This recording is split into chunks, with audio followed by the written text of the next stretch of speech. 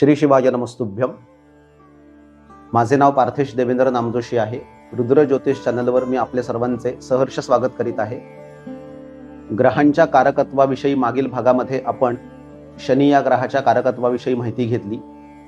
आता या भागामध्ये आपण राहू आणि केतू या दोन छायाग्रहांच्या कारकत्वाविषयी माहिती घेणार आहोत. तर सुरुवात करूया राहू आणि केतू या दोन ग्रहांच्या कारकत्वाविषयी माहिती घेण्यास. राहू आणि केतू हे दोन्ही ग्रह उभयंती छायाग्रह आहेत. छायाग्रह कसे झाले याची आपण आधी थोडक्यात माहिती घेऊ की मुळात राहू केतू हे दोन स्वतंत्र ग्रह नसून राहू हा एकच दैत्य होता आणि सत्ययुगात समुद्र मंथनाच्या वेळी राहू नावाचा दैत्य हा त्या वासुकी नागाची शेपूट धरून होता आणि त्यानंतर कालांतराने ज्या वेळेला समुद्र मंथनातून अमृताची प्राप्ती झाली त्यावेळेला अमृत आम्हालाही मिळालं पाहिजे, अमृतावर आमचाही तितकाच समान अधिकार आहे असे दैत्यही म्हणू लागले आणि त्यांच्यामध्ये भांडण झाले. तर दैत्य आणि दानवांच्या बरोबर त्या ठिकाणी देवांनीही अमृत मंथनासाठी प्रयत्न केले आणि अमृताच्या प्राप्तीनंतर तो वाद मिटवण्यासाठी भगवान विष्णूंनी मोहिनी रूप घेतले आणि दैत्यांना आणि दानवांच्या बरोबर असलेल्या लोकांना तसेच देवांना समजवले की दोघांनाही समान प्रमाणात अमृत मिळेल आणि ते देण्याचे कार्य मी करेन. तर दैत्य एका बाजूला बसले आणि देवही एका बाजूला बसले. त्यानंतर दोघांनाही समानाने अमृत देण्यास सुरुवात झाली. सुरुवातीला देवांना अमृत प्राप्त होत होते. ते पाहून दैत्य अतिशय कासावीस झाले की आपल्याला अमृत कधी प्राप्त होणार. आणि राहू नावाचा दैत्य हा अतिशय कपटी असल्यामुळे तो देवांचं रूप धारण करून देवांच्या स्थानात जाऊन बसतो आणि अमृत प्राशन करण्यासाठी सज्ज होतो. इकडे प्रत्येक देवतेला अमृत देत असताना मोहिनी स्वरूपी भगवान विष्णू राहू नावाच्या दैत्याजवळ येतात आणि ते त्याला अमृत देतात आणि तो प्राशन करतो. परंतु इतक्यातच हा देव नसून दैत्य आहे हे आपल्या दिव्य ज्ञानाने चंद्र आणि सूर्य हे जे दोन देवता आहेत ते ओळखतात आणि मोहिनी स्वरूप विष्णूंना सांगतात की हा तर दैत्य आहे, हा देव नाही.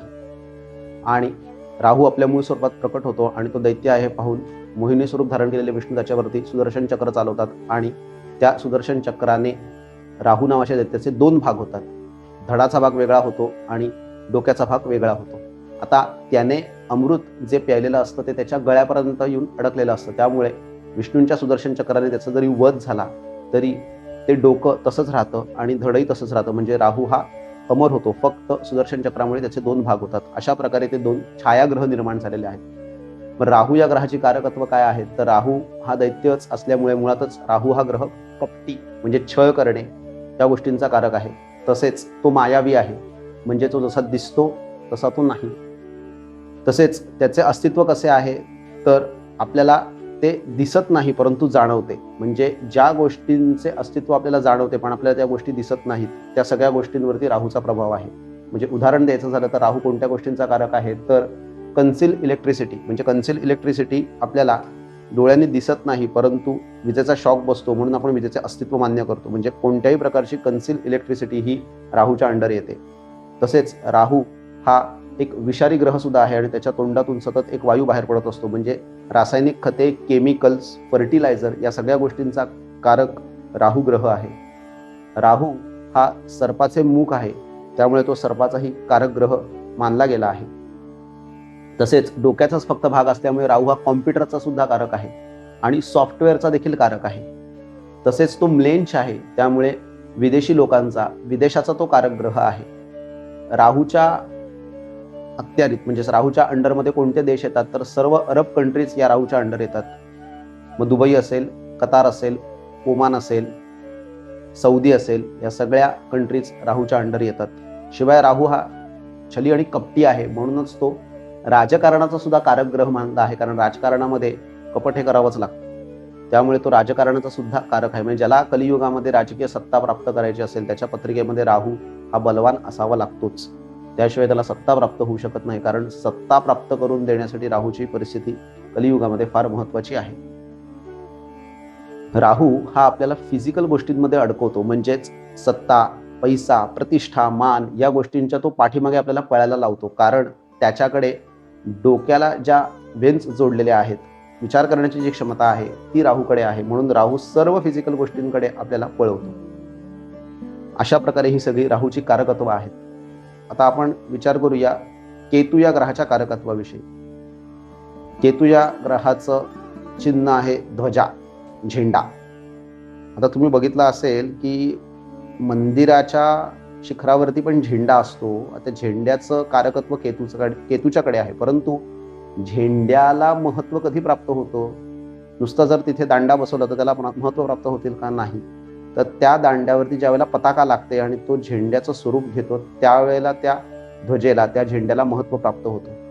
म्हणजेच केतूकडे धडाचा भाग आहे, म्हणजे विचार करण्याची क्षमता केतूकडे नाही.